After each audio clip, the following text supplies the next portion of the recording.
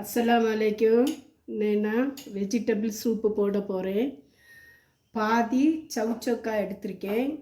ஒரு கேரட்டு, ஒரு துண்டு முட்டைக்கோசு, ஒரு 5-6 அவரைக்காய், பீன்ஸ் ஒரு 12, 50 சின்ன வெங்காயத்தை சைஸ் பண்ணி வச்சுருக்கேன்.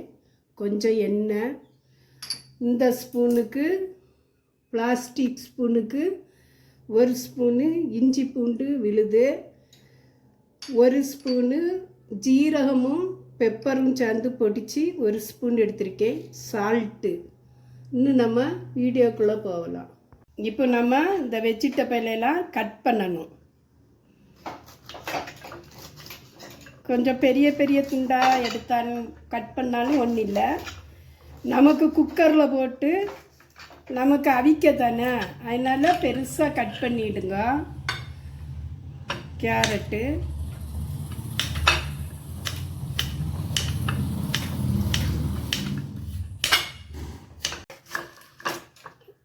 முட்டைக்கோசு எல்லாமே நம்ம கொஞ்சம் பெரிய பெரிய துண்டாட்டு கட் பண்ணி போட்டால் குக்கரில் ஒரு 5-6 விசில் விட்டால் அது பசுமையாக போயிடும். அதனால் ரொம்ப சின்னதாக இருந்து நறுக்காண்டாம். காய்கறியெல்லாம் எல்லாம் நான் ஃபஸ்ட்டே கழுவி வச்சுட்டேன்.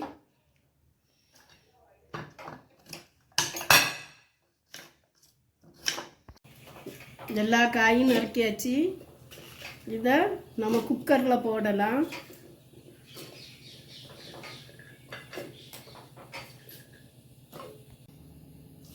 ஒரு 3 கப்பு தண்ணி ஊற்றிடணும்.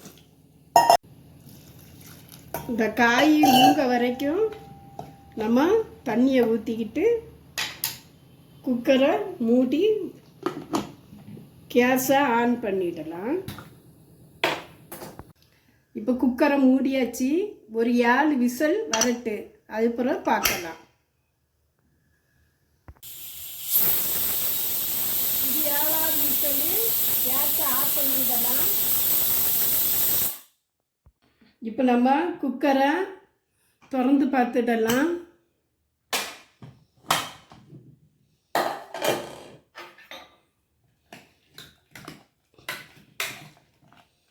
நீ இதை ஒரு மிக்ஸி ஜாரில் இந்த காய் தண்ணி எல்லாம் ஆறின உடனே ஒரு மிக்ஸி ஜாரில் போட்டு பேஸ்ட்டாக நம்ம அரைக்கணும். இப்போ இது ஆறட்டு. காயெல்லாம் ஆறிட்டு இப்போ இதை ஒரு மிக்ஸி ஜாரில் நமக்கு இதை மாற்றிடலாம். மாற்றிக்கிட்டு நல்ல பேஸ்ட்டு மாதிரி அரைச்சிடணும். அரைச்சப்பறம் உங்கள்கிட்ட காட்டுதே.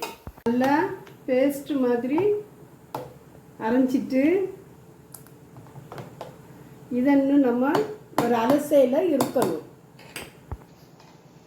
நம்ம மாவு அலசையில் நான் இருக்கேன். என்ன சட்டுன்னு நம்மளுக்கு சாறு இருத்து கிடச்சிடும். அதனால தான் இந்த அலசையில் நான் இருக்கேன்.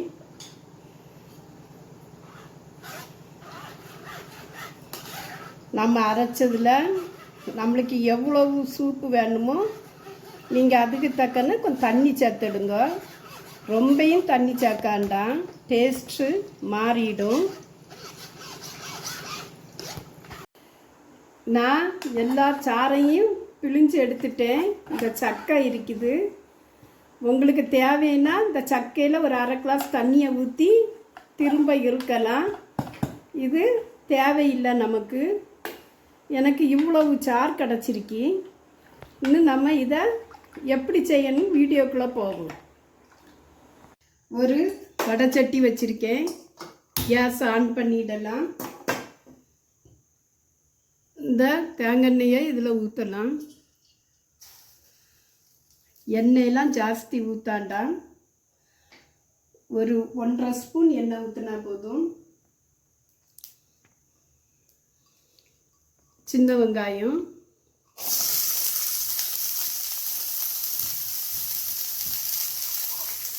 இது நல்லா ப்ரௌன் கலர் வரட்டு.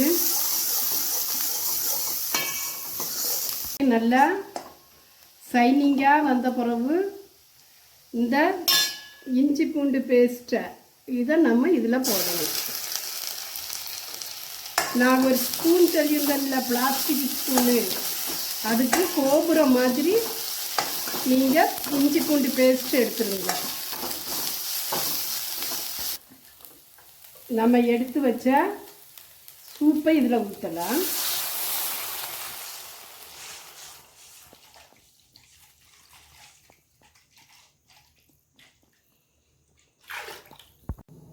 சால்ட்டு இது நல்லா கொதிக்கட்டு.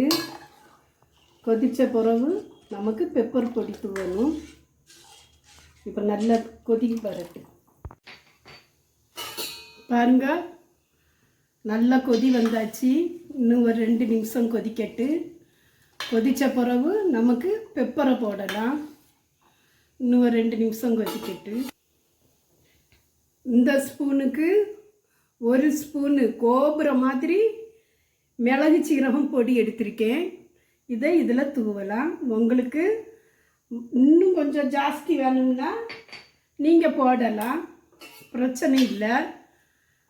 எனக்கு இது கரெக்டான பொடி. பொடியை போட்டோன்னா கலர் எப்படி மாறுது பாருங்க. பொடியை போட்ட உடனே மல்லி இலையை ஒரு கைப்பிடி நிறைய தூவி கேஸை ஆஃப் பண்ணிடணும். அவ்வளோதான். பவுல் எடுத்திருக்கேன். இந்த பவுலில் இந்த சூப்பை நம்ம இதில் ஊற்றலாம். இதுக்கு மேலே கொஞ்சம் மல்லி இலை தூவிடலாம். தூவிட்டு இதுக்கு பாசிப்பயிறு அவிச்சிருக்கேன். நல்ல இஞ்சி தட்டி காயப்பொடி எல்லாம் போட்டு பச்சைப்பயிறு. இது உடம்புக்கு ரொம்ப நல்லது. ஹார்ட் பேஷண்ட் உள்ளவங்களுக்கு, கொலஸ்ட்ராலுக்கு எல்லாத்துக்குமே இது ரொம்ப ரொம்ப நல்லது. பச்சைப்பயிர்னா சுகர் புண்ணையே ஆற்றக்கூடிய தன்மை இந்த பச்சைப்பயிருக்கு இருக்கு. இதே மாதிரி இந்த சூப்பு நான் போட்ட காய்கறி அவ்வளோவுமே போதும். ஒரு 7 பேர் குடிக்கலாம். சாயங்காலத்துக்கும் கொடுக்கலாம், காலையிலையும் கொடுத்து சாயங்காலமும் கொடுக்கலாம். இது ரொம்ப உடம்புக்கு ரொம்ப ஆரோக்கியமானது. ஆட்டுக்கால் சூப்பு இதெல்லாம் குடிக்கைக்கு நமக்கு கொஞ்சம் இஞ்சி பூண்டு பேஸ்ட்டை போட்ட உடனேயே கறிவாடை மாதிரி வந்துடும். லைக் பண்ணுங்க, சப்ஸ்கிரைப் பண்ணுங்க, ஷேர் பண்ணுங்க, கமெண்ட் பண்ணுங்க. அஸ்ஸலாமு அலைக்கும். பெல் பட்டனை கிளிக் பண்ணுங்க.